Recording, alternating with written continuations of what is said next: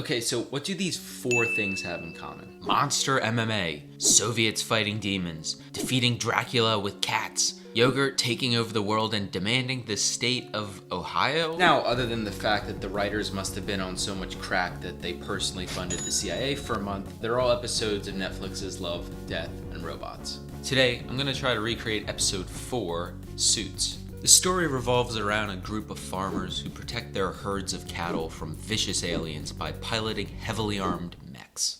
We're just doing our little part to make sure that our products do not aid in harming environments like this one here, where animals live and thrive, and there's an endangered species right there. So the first thing I needed to create was the actual mech that our player is going to pilot. I'm going to model this in Blender, which admittedly I don't know much about, but after one donut tutorial, I figured I was basically a pro.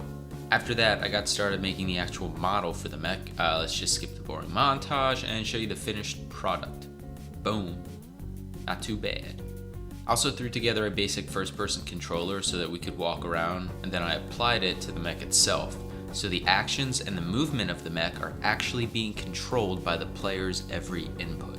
But walking around the mech just doesn't feel great. It's way too smooth, you feel like you're floating, so I added some very slight head bobbing mechanics along with separate mech bobbing so that when you walk, you can feel when the mech takes its steps. I also attempted to rig the legs. That works super well. We are not going to talk about that. Also, our current mech, trash. It needs a new coat of paint. I UV mapped the mech to a texture to add some coloring and detail, so now we're actually starting to match the show. So now it's time to focus on the most important part, the guns. Reviewing the episode, the mech has 2 Gatling guns that fire underneath each arm.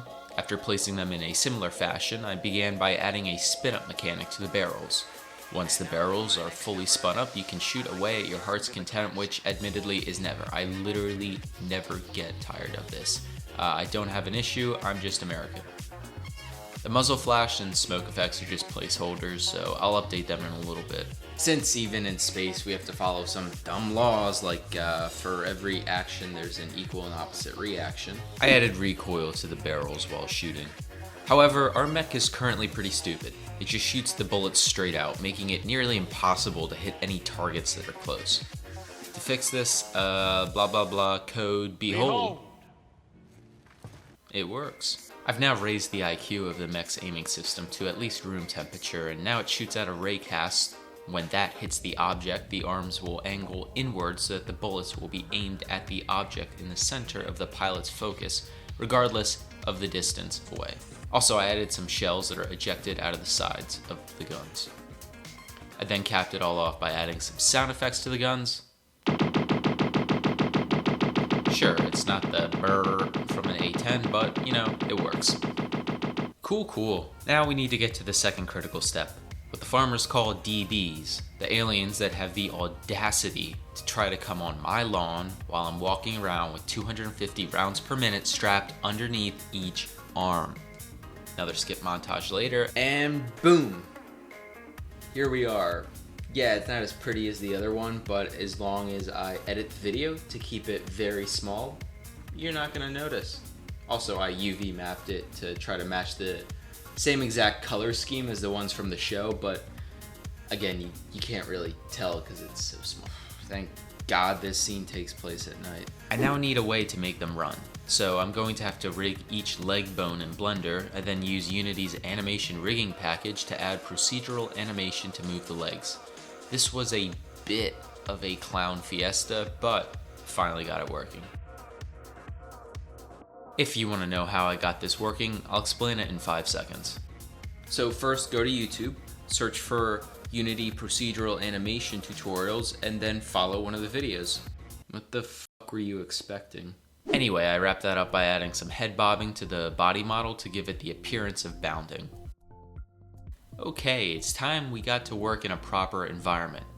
So we're gonna create a field in which to protect our cattle, but before that, this is just one episode of 35 separate Love, Death, and Robots episodes that I can try and remake. So if you wanna see me try to recreate the other 34, like, subscribe. If you don't, You can get the... Anyway, we're going to need a herd of cattle, a field. It's got to be at night. Let's make it a bit darker. We need some light though. Let's add some post-processing and way too much bloom. Yeah, okay, that is way too much. It's perfect. Yeah, it's all coming together. I then went through and implemented some high beams, similar to the ones in your Honda Civic, that you can switch on or off depending on how close the object you want to look at is. Speaking of lights, I also added some muzzle flashes to the guns, and in the interest of not giving anyone seizures, I'm unfortunately going to turn it down for the rest of the video. Yeah, but your mother is literally a cow. You can't get offended when Bessie calls her that. Yeah, I know she's the worst, but I just can't turn her into a burger. Yet. I went through and added some sounds to the mech's steps. After that, we need to implement some actual logic to the DBs to allow them to attack the cows. So now they will find a target, make a beeline for them, and if they get close enough without having 7.8 millimeters of lead put through the back of their skull, they will tackle the cow, flipping them and begin to eat the poor bovine. Bovine's not even a word. Bovine, like a fat kid at a golden corral. To prevent these peaceful, loving creatures from such a tragic fate, I've also added some logic to the bullets so that they can collide with the DBs and kill it. Hey look, straw man. So now that we have most of the models created, let's try to put it all together. I added a spawning system for the DBs, allowing them to attack the herd from all directions. You're forced to fight them off, defending your herd to the last cow. You get a bullet, and you get a bullet, and you get a bullet. I also added a counter for herd strength along with the DBs slain. You can turn this into an endless horde mode mechanic, where they just keep coming and coming, but you have to see how long you can last until the DBs overcome you, and your herd ceases to exist.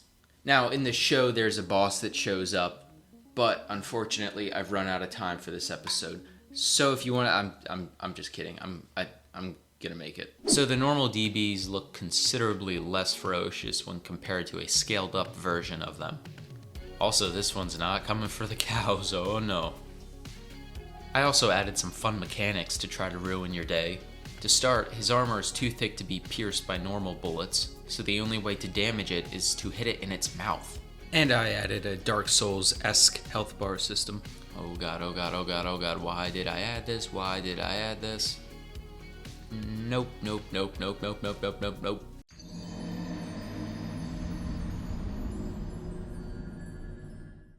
Thank you guys for watching my dumb shit. See you in the next one.